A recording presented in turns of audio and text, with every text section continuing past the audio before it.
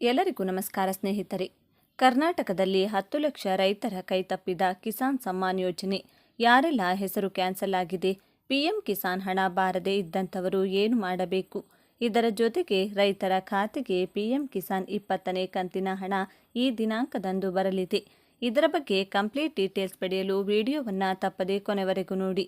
ಗೆಳೆಯರೆ, ನೀವು ಕೂಡ ರೈತರಾಗಿದ್ದರೆ ಅಥವಾ ರೈತರ ಮಕ್ಕಳಾಗಿದ್ದರೆ ತಪ್ಪದೆ ಈ ವಿಡಿಯೋಗೆ ಒಂದು ಲೈಕ್ ಕೊಟ್ಟು ಇದುವರೆಗೂ ನಿಮಗೆ ಎಷ್ಟು ಕಂತುಗಳು ಜಮಾ ಆಗಿವೆ ಅಂತ ಕಮೆಂಟ್ ಮಾಡಿ ತಿಳಿಸಿ.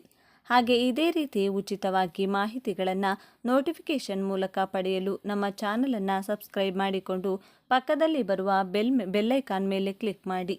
ಹೌದು, ಭೂ ದಾಖಲೆಗಳ ಕೊರತೆ, ಇಕೆವೈಸಿ ಸಮಸ್ಯೆ, ತೆರಿಗೆ ಪಾವತಿ ಸೇರಿದಂತೆ ವಿವಿಧ ಕಾರಣಗಳಿಂದ ರಾಜ್ಯದಲ್ಲಿ ಸುಮಾರು 10 ಲಕ್ಷಕ್ಕೂ ಅಧಿಕ ರೈತರು ಪಿಎಂ ಕಿಸಾನ್ ಸಮ್ಮಾನ್ ಯೋಜನೆಯಿಂದ ವಂಚಿತರಾಗಿದ್ದಾರೆ.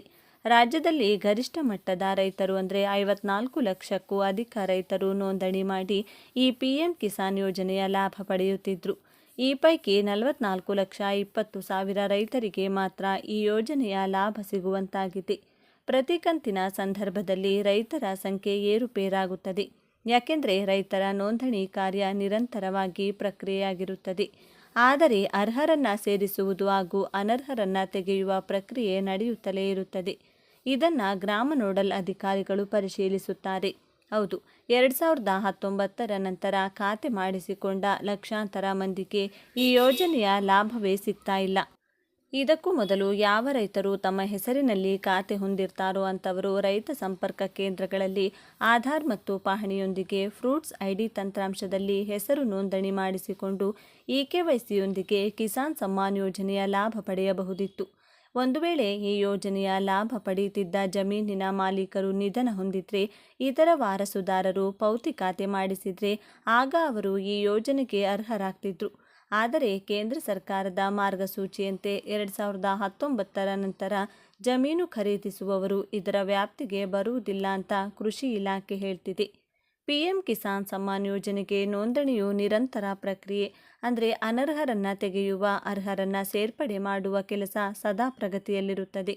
ಒಂದು ವೇಳೆ ತಾಂತ್ರಿಕ ದೋಷ, ಇಕೆವೈಸಿ ಸಮಸ್ಯೆಯಿಂದ ಯಾವುದೇ ರೈತರ ಹೆಸರು ಯೋಜನೆಯ ಪಟ್ಟಿಯಿಂದ ಕೈಬಿಟ್ಟಿದ್ರೆ ಮರುಪರಿಶೀಲನೆಗೆ ಅವಕಾಶ ಇದೆ.